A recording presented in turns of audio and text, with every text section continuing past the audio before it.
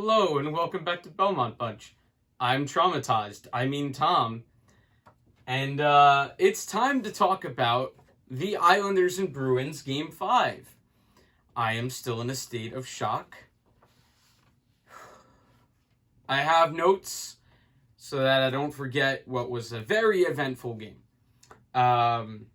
More than just the goals. Very early on, the Islanders. Where are you guys? The Bruins dominating the first few minutes of play. Getting the puck in deep. The Islanders not getting it out. Rinse and repeat. The Islanders just barely able to get it out to center. Get a couple guys off. Not everyone. And the Bruins coming in off the rush. A great feed to, decent feed to Pasta, who just rifles one. The Islanders with the Leddy pairing, really struggling right now, but it's not Mayfield. It's pretty much just Leddy, so I shouldn't have even said pairing. But Pasta rips one. Leddy kind of caught crossing Varley's eye line right as the puck is going by. Not sure if he's going to stop it anyway, because it's Pasta, and it's basically New Age Ovi. So it's 1-0 there.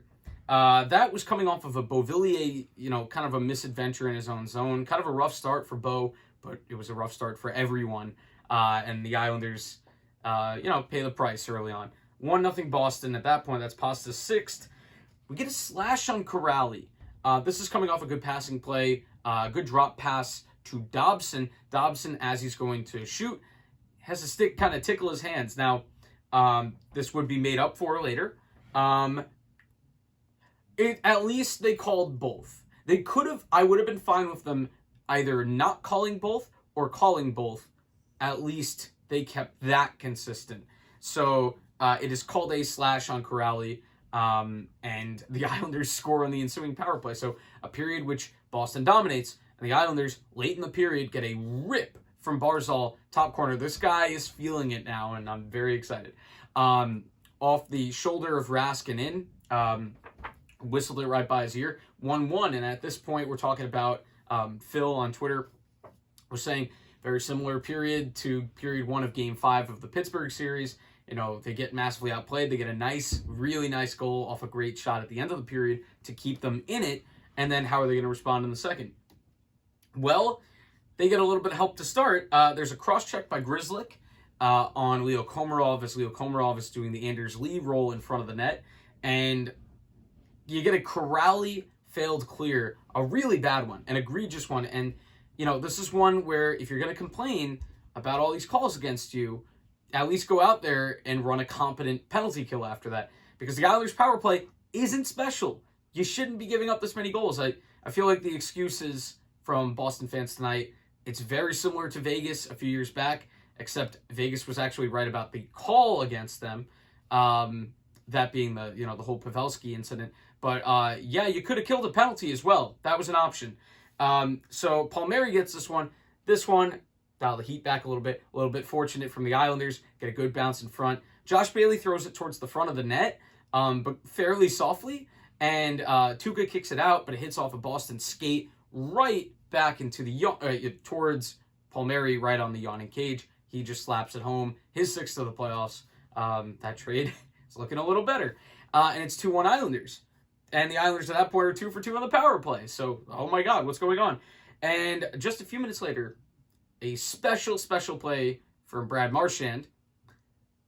He's a frustrating guy, but you can't doubt his talent. His sixth of the playoffs. He absolutely walks Ryan Pulock. Not easy to do. Ryan Pulock kind of caught, not getting physical with a guy who's smaller than him, although Marchand can punch above his pay grade. Above his pay grade, punch above his height, and you gotta lay the body on him a little bit there and make it a little bit harder to get to the net. Also, not a big fan of Varley going for the poke check and not just getting the pads outstretched, because it's gonna be tough for Marchand to lift that puck at that point, even though he's walked Pulock. That has not been a strong suit for Varley. Not great on his stick. Needs some help from Wade Dublitz. So 2-2 at that point. Also, Bailey had a neutral zone giveaway that didn't make this any easier. Kind of set it up in motion. The Islanders would get it back. Again, Boston mostly dominating the play. Some good saves from Varley. One on Hall. I think another on Krejci, Pasta in there. and the Islanders counterpunch again. Bend but don't break is the mantra, and Bailey's goal, a prettier goal than some of the previous ones. Dump and chase by Bailey. Bo gets in after it, takes it around the net, throws it in front, finds Pageau. Pageau drops it right back off. Tic-tac-toe. Mwah, mwah, mwah. And it's 3-2 Islanders. Bailey makes no mistake.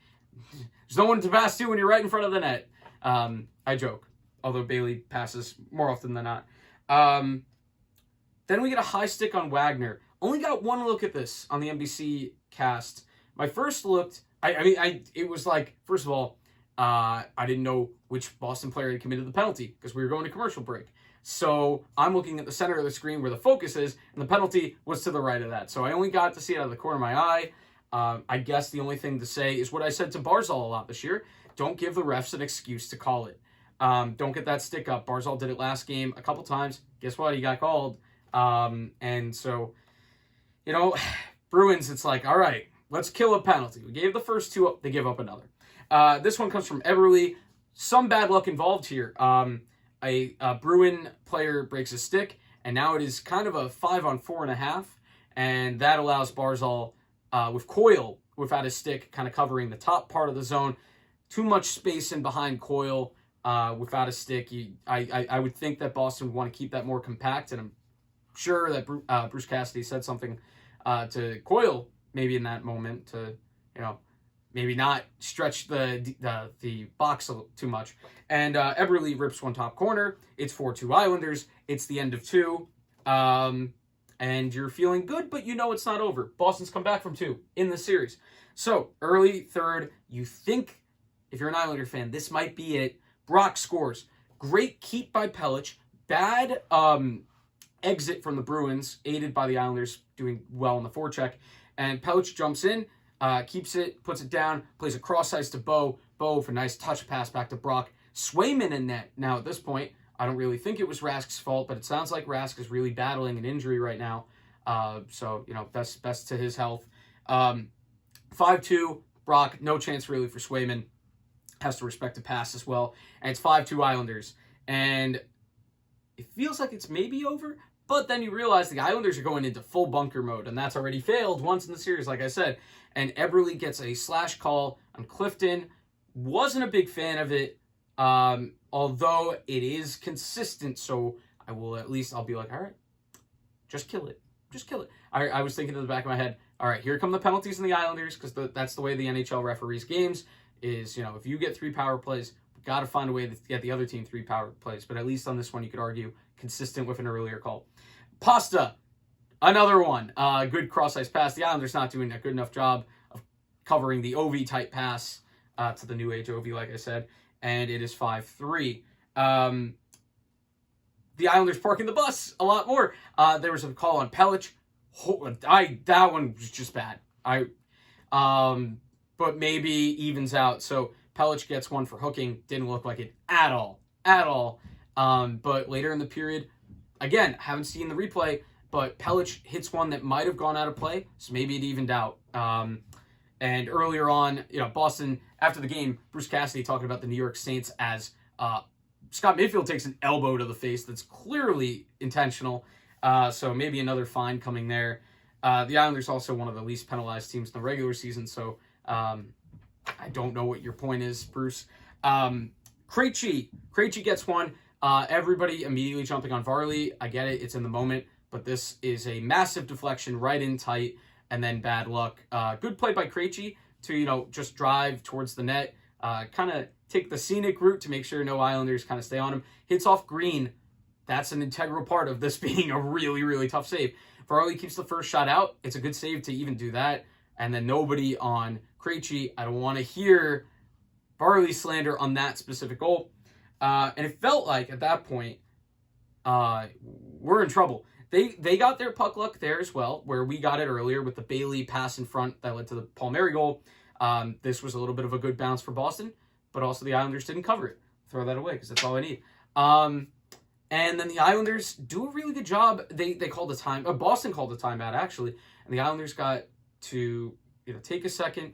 I noticed that the Bruins top line still out there, looked a little bit tired. You know, they had to play a lot to get the team back into the game, even though Krejci, the second liner, got the 5-4 goal.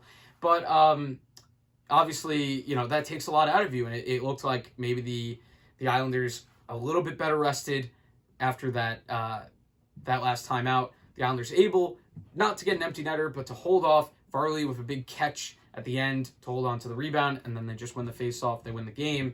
And the Islanders have a chance to close out the series on Wednesday at the Coliseum.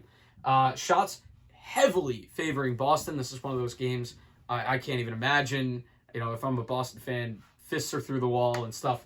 But I don't think it's on Tuukka. I think, you know, you got to get a penalty kill on the one where you break a stick. You got to be more compact. I think too much time for Barzal to shoot. A lot of things.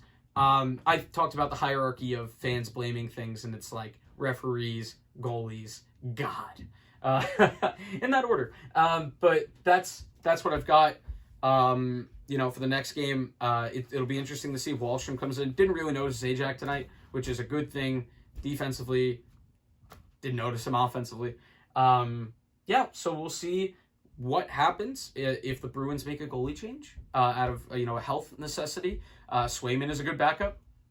Has had success against the Islanders, and Yara Halak is there too. So Bruins got a lot of depth in goal, so you got to give them credit for that.